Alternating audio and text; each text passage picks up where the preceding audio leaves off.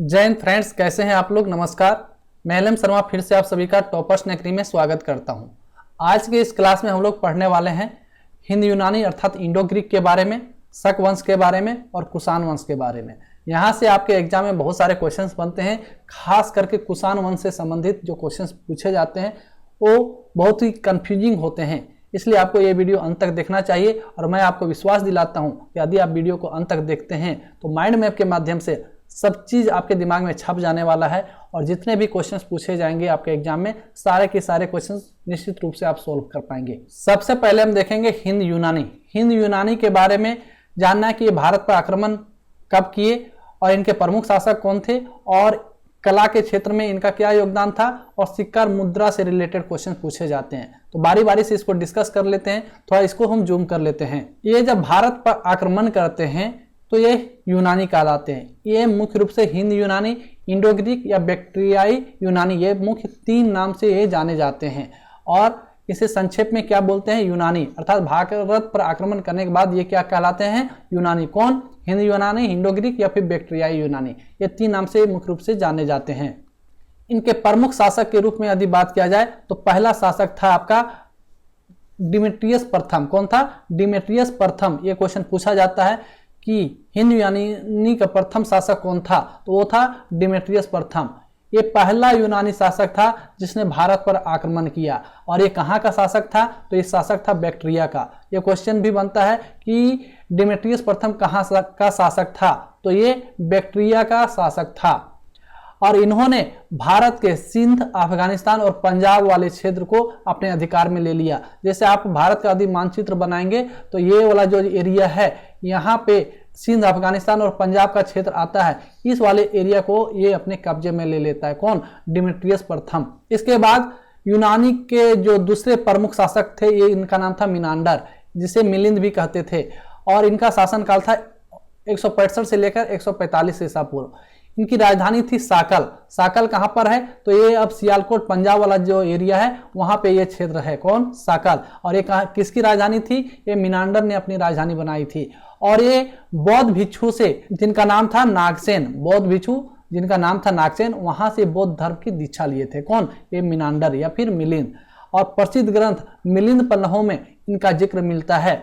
इन्होंने जितने भी क्वेश्चंस पूछे थे बौद्ध भिक्षुक से, उनका संकलन है जिसे मिलिंद के प्रश्न के नाम से जाना जाता है। मिलिंद ने जितने भी प्रश्न किए थे उनका जवाब क्या मिला था, वो मिलिंद पन्नहों में संकलित है। तो ये क्वेश्चन पूछा जाता है मिलिंद के प्रश्नों का संकलन किसमें है, तो वो है मिलिंद पन्नहों में। ये आपको ध्यान में रखना है। अब हम देखेंगे सिक्के और मुद्रा को बनाने में इनका क्या योगदान था। तो भारत में सोने के सिक्के सबसे पहले इन्हीं शासकों ने चलवाए। किसने? यूनानी शासकों ने। और मिनांडर के सर्वाधिक सिक्के हमको देखने को मिलते हैं। अभी भी अवशेष के रूप में मिनांडर के सिक्के दिख जाते हैं। और हिंद यूनानी शासक पहले थे जिनके सिक्के से उनका नाम स्पष्ट रूप से पता चल जाता है। अर्थात वो अपने सिक्कों पे अपना चित्र छपवाते थे। जैसे आप यहाँ पे फिगर में देख सकते हैं, ये अलग शासक हैं, ये अलग शासक हैं, लेकिन दोनों ही यूनानी शासक हैं और ये सोने के सिक्के हैं। यदि कला के क्षेत्र में इनके योगदान के बारे में बात किया जाए तो एक यूनानी कला का प्रसार होता है जिसका नाम था हेलेनिस्टिक आर्ट। क्या था? Hellenistic art. इनका विकास होता है भारत में और भारत में इसी शैली से जन्मी है गंधार कला। तो यहाँ से एक क्वेश्चन बनता है कि गंधार कला पर किसका प्रभाव पड़ता है, तो हेलेनिस्टिक आर्ट या फिर यूनानी कला का। और गंधार कला के आधार पर एक मूर्ति है तपस्या करते हुए बुद्ध की मूर्ति, उसका निर्माण होता है। आप यहाँ पे फिगर में देख सकते हैं, ये गंधार शैली पर ही बना हुआ है। अब हम शक के बारे में जानेंगे कि शक भारत में कैसे आते हैं और इनका प्रशासन किस प्रकार से चलता था और क्या अन्य विशेषताएं थी, उसके बारे में हम देखेंगे। थोड़ा इसको हम जूम कर लेते हैं ताकि आपको देखने में आसानी हो। शकों का भारत में आगमन किस प्रकार से होता है, ये सबसे पहले ज्यादा जरूरी है जानना आपके लिए। तो शक भारत में पूर्वी ईरान से होकर भारत में आए थे। शक किधर से आए थे? तो ये पूर्वी ईरान से होते हुए भारत में आते हैं। और हिंद यवनों के बाद भारत पर आक्रमण करने वाले जो थे वो शक थे। तो ध्यान में रखना है, क्रम में कभी कभी सजाने के लिए दे देता है। तो शक का स्थान जो है हिंद यूनानी के बाद आता है। हिंद यूनानी के बाद शक भारत पर आक्रमण करते हैं और ये पूर्वी ईरान से होते हुए भारत में आते हैं। और शकों की टोटल 5 शाखाएं थी। ये भी पूछा जाता है शकों की टोटल कितनी शाखाएं थी, तो 5 शाखाएं थी। और इनका राजधानी जो है अलग अलग था। जैसे क्षेत्र अफगानिस्तान वाले क्षेत्र जो थे जहाँ पर शकों का शासन था, आधिपत्य था, उसकी राजधानी थी तक्षशिला। पंजाब का क्षेत्र का जो राजधानी है उसका था मथुरा, और पश्चिम भारत की राजधानी जो है उज्जैन, और ऊपरी दक्कन का जो है यहीं पर था। तो ये आपको ध्यान में रखना है कि क्षेत्र उसके राजधानी कौन कौन से थे। यहाँ पर आपको एक और इम्पोर्टेंट चीज ध्यान में रखना है कि शक जब भारत पर आए और आक्रमण किए तो उज्जैन के एक राजा थे जो शकों को हरा देते हैं। वो इतने बहादुर थे, पराक्रमी थे। कब हराते हैं? ये 57 से 78 ईसा पूर्व में हराते हैं। और ये कहाँ के राजा थे? तो उज्जैन के राजा थे। और ये पराक्रम और बहादुरी से इस प्रकार से लड़ते हैं और उनको हराते हैं, इसलिए यह एक उपाधि को धारण करते हैं जिसका नाम था विक्रमादित्य। विक्रमादित्य एक्चुअल में उपाधि का नाम है, ना कि किसी व्यक्ति विशेष का नाम। ये कोई राजा तब धारण करता था जब यह कोई विशेष पराक्रम या बहादुरी का कार्य करता था या कोई विशाल क्षेत्र को जीतता था, तब अपने आप को विक्रमादित्य की उपाधि से नवाजता था। और इन्होंने एक संवत की शुरुआत की 57 ईसा पूर्व में, जिसे विक्रम संवत कहा जाता है। और यहाँ से क्वेश्चन पूछा जाता है कि विक्रम संवत की शुरुआत कब हुई? तो विक्रम संवत की शुरुआत 57 ईसा पूर्व में हुआ है, ये आपको ध्यान में रखना है। और ये क्यों हुआ था? तो शकों पर विजय के उपलक्ष्य में। ये क्वेश्चन पूछा जाता है कि विक्रम संवत की शुरुआत क्यों हुई? तो शकों पर विजय के खुशी में, विजय के उपलक्ष्य में विक्रम संवत की शुरुआत हुई 57 ईसा पूर्व में। और अभी तक टोटल कितने विक्रमादित्य हुए ये भी यदि ध्यान में रखना है तो आप रख सकते हैं कि टोटल अभी तक 14 विक्रमादित्य माने गए हैं, जिसमें सबसे महान जो है गुप्त सम्राट चंद्रगुप्त द्वितीय, जो इन्होंने विक्रमादित्य की उपाधि से अपने आप को नवाजा था, उनका सबसे ज्यादा चर्चा है इतिहास में, क्योंकि उन्होंने बहुत सारे महान कार्य किए हैं जिसे हम गुप्त काल में पढ़ने वाले हैं। अब शक शासक के तहत में एक शासक है जिनका नाम है रुद्रदामन प्रथम। ये बहुत ही पराक्रमी शासक थे।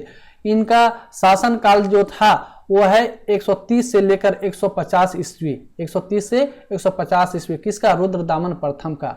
इन्होंने जिस क्षेत्र पर अपना शासन किया था उस क्षेत्र का नाम है सिंध, कोंकण, नर्मदा घाटी, मालवा, काठियावाड़, गुजरात का जो एक बड़ा हिस्सा आप यहाँ पे देख सकते हैं। ये जो एरिया है यहाँ पे इनका शासन था, ये वाले एरिया तक इनका शासन आ गया था। किनका? रुद्रदामन प्रथम का। और इन्होंने मौर्य काल में जो झील बना था सुदर्शन झील, इनका जीर्णोद्धार करवाते हैं। तो यहाँ से एक इंपॉर्टेंट क्वेश्चन बनता है कि मौर्यकालीन सुदर्शन झील का जीर्णोद्धार किसने करवाया था? तो ये करवाए थे रुद्रदामन प्रथम ने। ये क्वेश्चन बहुत बार पूछा गया है प्रीवियस ईयर क्वेश्चन। जब आप बनाएंगे तो आपको ये क्वेश्चन निश्चित रूप से मिलेगा कि मौर्यकालीन सुदर्शन झील का जीर्णोद्धार किसने किया था? तो वो किया था रुद्रदामन प्रथम ने। और ये संस्कृत प्रेमी थे, ये संस्कृत भाषा को बहुत ही प्रेम करते थे, जिसके कारण ये संस्कृत के विकास में भी महत्वपूर्ण योगदान देते हैं। और इसका साक्ष्य कैसे मिलता है? तो जूनागढ़ का अभिलेख जो है, जूनागढ़ का जो शिलालेख है, इसमें लंबी संस्कृत भाषा में लिखी गई शिलालेख है। ये पहली शिलालेख है जो संस्कृत भाषा में आपको देखने को मिलता है। इससे पता चलता है कि रुद्रदामन प्रथम जो है संस्कृत प्रेमी भी था और संस्कृत भाषा से अथाह प्रेम भी करता था। अब शकों के प्रशासन की बात किया जाए तो शक नरेश अपने आप को क्षत्रप कहते थे। ये भी इंपॉर्टेंट क्वेश्चन पूछा जाता है बार बार कि कौन अपने आप को क्षत्रप कहते थे? तो शक लोग अपने आप को क्षत्रप कहते थे, अर्थात भारतीय क्षेत्र में शासन करने वाले शक शासक अपने आप को क्या कहते थे? क्षत्रप कहते थे। और यहाँ से क्वेश्चन पूछा जाता है, ये वेरी वेरी इंपॉर्टेंट है। आपको दो क्वेश्चन यहाँ से जरूर ध्यान में रखना है कि सुदर्शन झील का जीर्णोद्धार किसने करवाया था? तो रुद्रदामन प्रथम ने करवाया था। और दूसरा क्वेश्चन इंपॉर्टेंट जो पूछा जाता है वो ध्यान में रखना है कि ये अपने आप को क्षत्रप कहते थे। क्या कहते थे? क्षत्रप कहते थे। अब हम पहलव वंश के बारे में देखेंगे। पहलव वंश के बारे में ज्यादा विशेष तो नहीं है, लेकिन जो भी क्वेश्चन पूछे जाते हैं उसको देखते हैं। तो पहलव अपने आप को पार्थियाई के भी नाम से जानते थे। और इनका उत्पत्ति या फिर आगमन देखा जाए तो ये इनका मूल स्थान था ईरान, अर्थात पहलव कहाँ से आए थे? ये ईरान से आए थे और भारत पर आक्रमण किए थे। और ये शकों के बाद पश्चिम भारत में इनका अधिपत्य स्थापित होता है। शक को ये पराजित करते हैं। शक के जाने के बाद पश्चिम भारत में इनका अधिपत्य हो जाता है। किनका? पहलव वंश का। और इनके प्रमुख शासक जो है वो गोंडोफर्निस है। पहलव वंश के जो प्रमुख शासक में से गिने जाते हैं वो कौन है? गोंडोफर्निस। और ये सबसे प्रसिद्ध पार्थियाई या फिर पहलव शासक थे। और उसके काल में ही संत थॉमस भारत आते हैं और ईसाई धर्म का प्रचार प्रसार करते हैं। तो यहाँ से क्वेश्चन बनता है कि संत थॉमस किस पहलव के शासनकाल में आया था? तो वो गोंडोफर्निस के शासनकाल में आया था।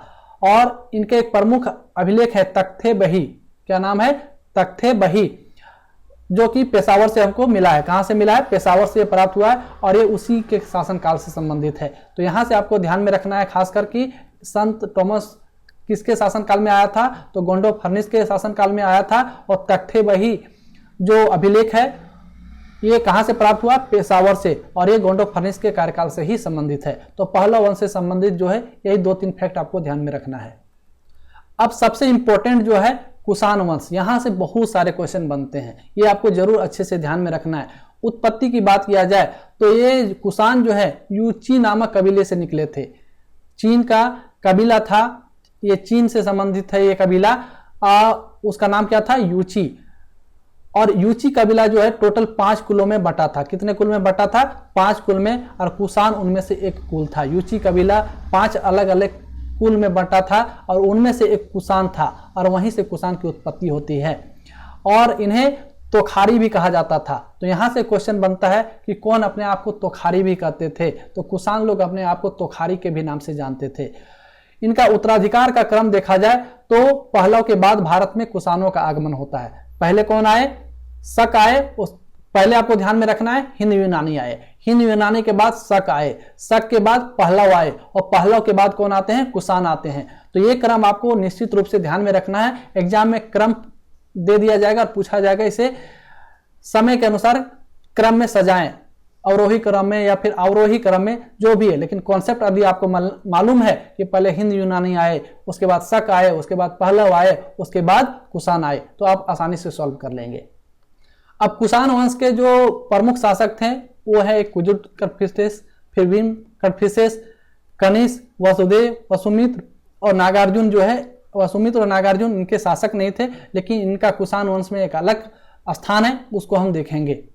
अब हम कुषाण वंश को देखेंगे, उनके प्रमुख शासक कौन कौन थे। तो इनके प्रमुख शासक थे कुजुल कटफिसेस, भीम कटफिसेस, कनिष्क और वसुदेव। बाकी वसुमित्र और नागार्जुन ये उनके शासक नहीं थे। इनका कुषाण वंश में अलग योगदान है, जिसको हम बारी बारी से डिस्कस करेंगे। सबसे पहले हम देखेंगे कुजुल कटफिसेस को। कुजुल कटफिसेस को कुषाण वंश का भारत में संस्थापक के रूप में जाना जाता है। सबसे पहले क्वेश्चन यहीं पे बनेगा कि कुषाण वंश का संस्थापक कौन था? तो कुषाण वंश का संस्थापक जो है कुजुल कटफिसेस को माना जाता है, और ये तांबे के सिक्कों को जारी किए थे। कुजुल कटफिसेस के बाद महत्वपूर्ण शासक कुषाण वंश के होते हैं भीम कटफिसेस।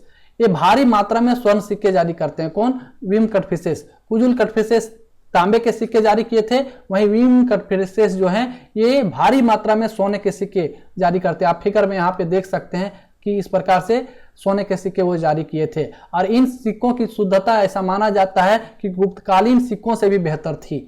अर्थात सबसे शुद्ध सोने के सिक्के यदि कोई चलाया था तो कुषाण वंश के शासक ने, और उस शासक का नाम था भीम कटफिसेस।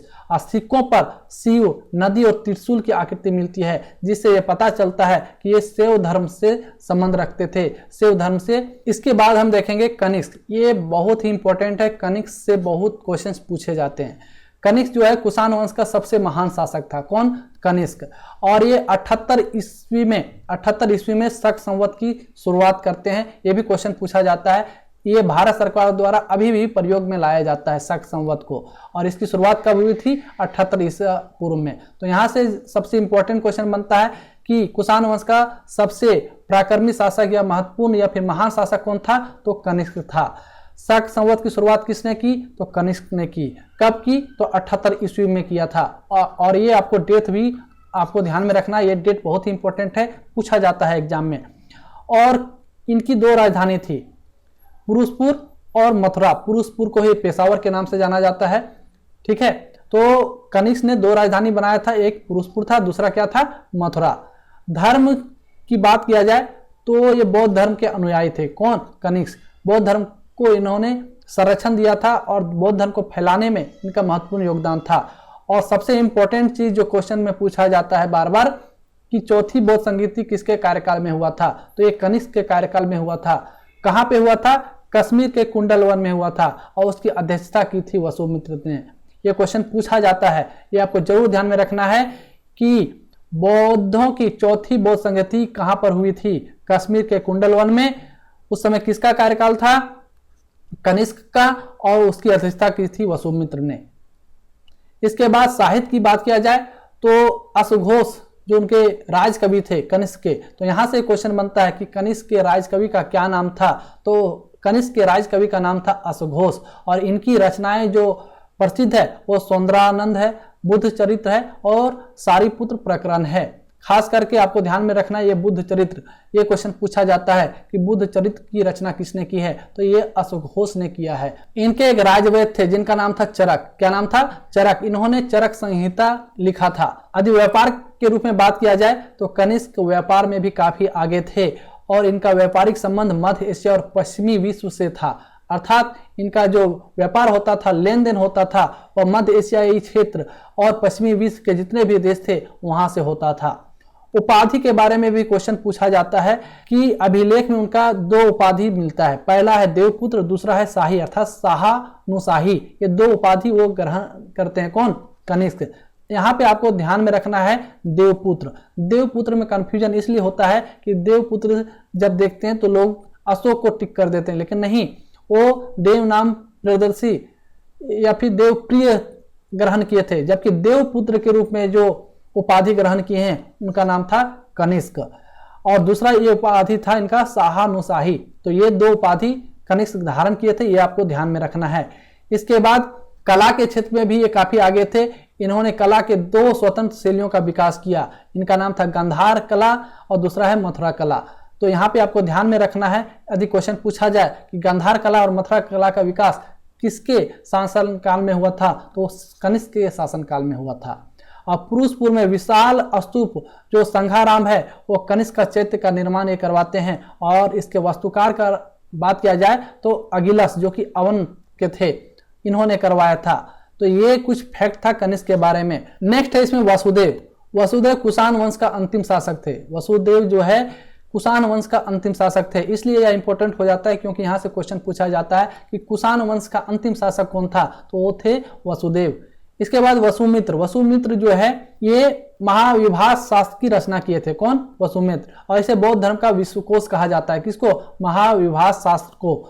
और ये विश्वकोश कहा जाता है बौद्ध धर्म का, ये आपको ध्यान में रखना है। तो यहाँ से क्वेश्चन बनता है कि महाविभास शास्त्र की रचना किसने की है, तो वो वसुमित्र ने किया था। इसके बाद आता है नागार्जुन। नागार्जुन भी कनिष्क के शासन काल में ही कार्य करते थे और इनका तुलना जो है मार्टिन लूथर से किया गया है। और इन्होंने ही, नागार्जुन ने ही सापेक्षता का सिद्धांत दिया था, इसलिए इसे भारत का आइंस्टीन भी कहा जाता है। तो यहाँ से दूसरा क्वेश्चन बनता है कि सापेक्षता का सिद्धांत किसने दिया था, तो ऑप्शन में आपका वहां पे आइंस्टीन नहीं रहेगा। यदि नागार्जुन रहा तो आपको नागार्जुन को टिक करना है और इसीलिए नागार्जुन को भारत का आइंस्टीन कहा जाता है। और यहाँ से दूसरा क्वेश्चन बनता है कि भारत का आइंस्टीन किसे कहा जाता है, तो नागार्जुन को कहा जाता है।